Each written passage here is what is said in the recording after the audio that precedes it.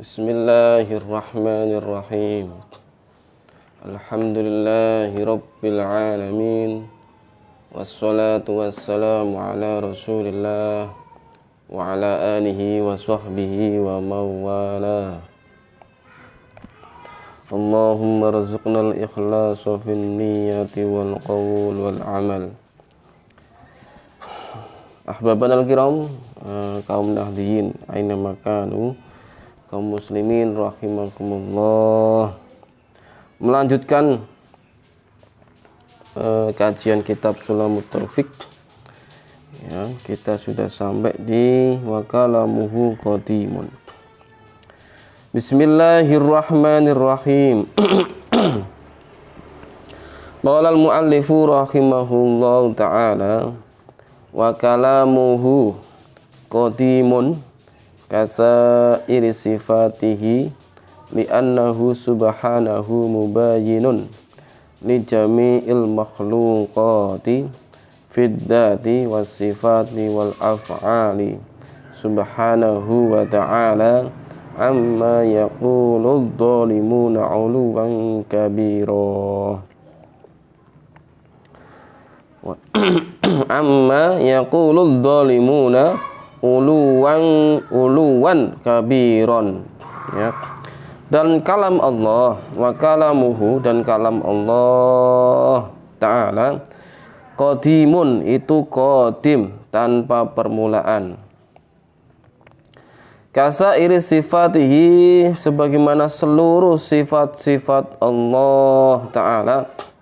Li'annahu subhanahu, ya, karena sesungguhnya Allah Ta'ala subhanahu, maha suci Allah Ta'ala, ya, tidak menyerupai seluruh makhluknya, mubayyinul li jami'il makhluqati, ya, tidak menyerupai seluruh makhluknya, ya, fiddati wasifati wal af'ali, ya, tidak serupa pada zatnya, sifatnya dan perbuatannya, ya. Jadi Allah maha suci dari semua itu. Subhanahu wa ta'ala, dan maha suci Allah Ta'ala, sungguh Allah maha suci dari apa, ya. Wa amma yaqulu dhalimuna uluwan kabiron. Sungguh Allah benar-benar maha suci dari apa yang dikatakan orang-orang yang berbuat zalim, ya. Orang-orang yang berbuat zalim, orang-orang yang sangat zalim, yaitu orang-orang kafir. Nah, ini maksudnya apa? Ahlu sunnah wal jamaah meyakini bahwa seluruh sifat Allah, seluruh, ya, sifat-sifat Allah itu qadim azali, tidak berpermulaan, tidak bermula, ada tanpa permulaan, ya. Dan juga abadi, ya, tidak punah, kekal abadi, serta tidak berubah-ubah. Jadi seluruh sifat Allah qadim, ya, kemudian kalam, wujud, kemudian dan seluruh sifat-sifat Allah, ilmu, ya, hayat, ya, sama, basar dan seterusnya, seluruh sifat-sifat Allah itu qadim azali, ya, kemudian abadi dan tidak berubah. Karena sesuatu yang berubah pasti membutuhkan yang merubah, ya, sesuatu yang membutuhkan sesuatu yang lain itu lemah, ya. Nah, sesuatu yang lemah tidak layak dijadikan Tuhan. Jadi Allah Ta'ala, sifat Allah Ta'ala tidak berubah. Di antara sifat Allah Ta'ala adalah sifat al-kalam, sehingga seperti halnya sifat-sifat yang lain, kalam Allah adalah azali, abadi dan tidak berubah. Karena itu kalam Allah bukanlah bahasa, bukanlah huruf, bukanlah suara, ya, tidak serupa dengan sesuatu apapun.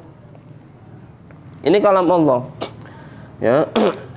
Kalam Allah bukan huruf hijaiyah, bukan huruf Latin, bukan huruf Jawa, dan bukan huruf apapun. Karena kalam Allah bukan bahasa, bukan huruf, bukan suara, bukan bahasa apapun, bukan huruf apapun, bukan suara apapun. Ya, tidak berubah.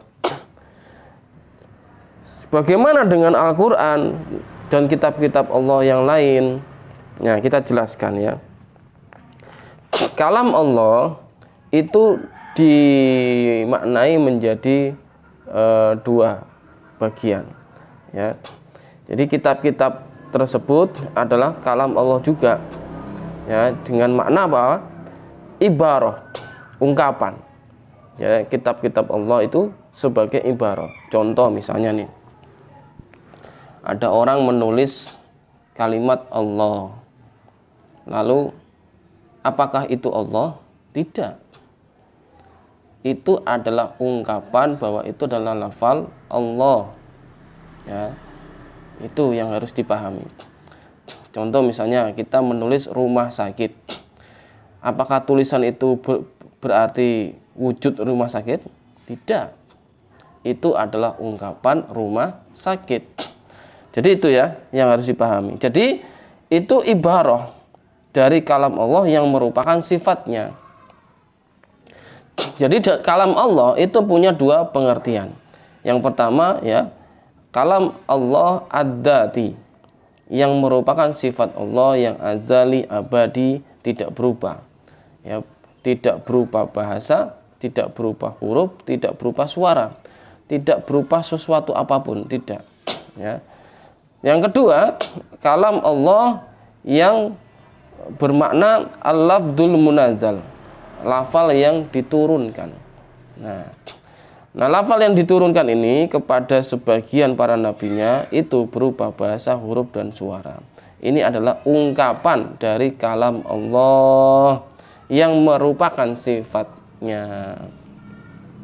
Jadi Al-Quran yang kita baca setiap hari itu adalah kalam Allah yang bermakna al-lafdzul munazzal, lafal-lafal yang diturunkan ya. Jadi itu ibarah ya, ibarah dari kalam Allah yang sifatnya sempurna, azali, abadi, dan tidak berubah. Nah, bisa dipahami kenapa lafdzul munazzal yang tetap disebut kalam Allah. Nah, ini kita jawab ya. Karena ibarah dari kalam Allah Ta'ala yang azali abadi, ia bukan karangan malaikat. Ya, Al-Quran itu bukan karangan malaikat, bukan pula karangan Nabi Muhammad SAW. Jadi pendekatannya adalah lafal jalalah Allah ya adalah ungkapan ya, dari zat yang azali abadi. Jadi ketika kita menulis Allah Ta'ala begitu misalnya di kertas ya, apakah tulisan itu adalah Allah? Kan tidak. Itu adalah ibarah, ungkapan dari Allah Ta'ala yang azali abadi, tidak berubah, tidak sama dengan makhluknya. Jadi begitu ya, bisa dipahami. Apabila kita mengatakan kami menyembah Allah, maka yang dimaksud adalah zat, bukan lafalnya ya. Menyembah Allah, Allah yang dimaksud adalah zatnya, bukan lafalnya yang kita ucapkan, tidak ya. Apabila lafal jalalah tersebut ditulis di papan tulis ya, contoh kita tulis di papan tulis ya, maka boleh dikatakan ini adalah Allah, tapi hanya tulisan, ibarah ya, dengan pengertian bahwa tulisan yang diungkapkan zat yang azali dan abadi. Tidak berarti bahwa tulisan lafal jalalah itu adalah Tuhan yang disembah, tidak ya. Kita tidak menyembah tulisan, tidak. Kita menyembah Allah, di mana Allah zat yang azali ya. Allah ada tanpa permulaan, Allah ada tidak serupa dengan sesuatu apapun ya, tidak bertempat, tidak di mana-mana ya, tidak berubah, azali abadi. ya, yang sifatnya sempurna, yang layak bagi Allah Ta'ala. Ini bisa dipahami ya, ibarat ini ya. Ini pendekatannya begitu. Jadi ketika ada kaligrafi yang khotnya itu lafal Allah, apakah itu yang kita sembah? Kan tidak. Ya, itu hanya lafal Allah yang menunjukkan adanya Allah Ta'ala yang azali abadi, tanpa permulaan, tanpa akhiran, tidak serupa dengan sesuatu apapun, tidak bertempat, tidak berarah. Ya, bisa dipahami ya.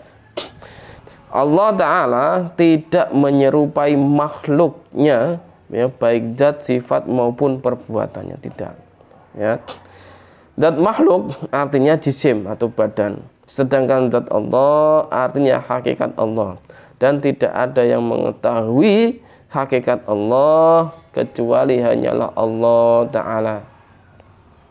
Tidak ada yang mengetahui hakikat Allah, karena hakikat Allah bukan berupa jisim, bukan berupa sesuatu yang bisa digambarkan, tidak. Karena tidak bisa kita gambarkan. La fikrata fir rabb, ya, kita tidak boleh mencari-cari hakikat Allah, tidak boleh. Sifat makhluk adalah sifat yang hadis, yang baru, yang adanya diadakan dari tidak ada menjadi ada. Yang berpermulaan, ya, ada yang ada awalan dan berubah-ubah, itu sifat makhluk. Sedangkan sifat Allah adalah azaliyah dan abadiyah, tidak berubah-ubah. Perbuatan makhluk adalah perbuatan yang hadis, yang adanya perbuatan itu diadakan dari tidak ada menjadi ada. Ya, digerakkan dari satu gerakan ke gerakan yang lain, dari diam menjadi bergerak, dari bergerak menjadi diam. Itu hadis, berubah, sifatnya berubah. Sedangkan Allah Ta'ala, ya, yang menciptakan pada makhluk, perbuatan Allah itu azali abadi, bukan makhluk, ya, bukan makhluk. Allah Ta'ala maha suci dari yang dikatakan orang-orang yang zalim. Orang yang zalim yang dimaksud di sini adalah orang-orang kafir yang menyamakan Allah dengan sesuatu yang lain. Itu orang-orang yang sangat kufur, ya, kezalimannya paling besar. Firman Allah Ta'ala di dalam surat Al-Baqarah ayat 254. A'udzu billahi minasyaitonir rajim. Wal kafiruna humud dzalimun.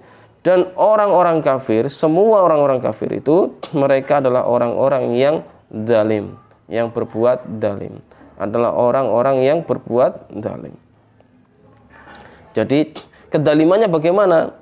Mereka menyekutukan Allah, menyamakan Allah dengan sesuatu yang lain, dengan sesuatu dari makhluknya, ya, mengatakan Allah naik turun dan lain sebagainya. Ini sudah kufur, ya. Kita tidak boleh mengatakan Allah naik atau turun, tidak boleh mengatakan Allah bertempat, tidak boleh mengatakan Allah ada di atas, tidak boleh. Semua itu perkataan orang-orang kafir, ya, naudzubillah min dzalik. Wallahu a'lam wa ahkam. Wassalamu alaikum warahmatullahi wabarakatuh.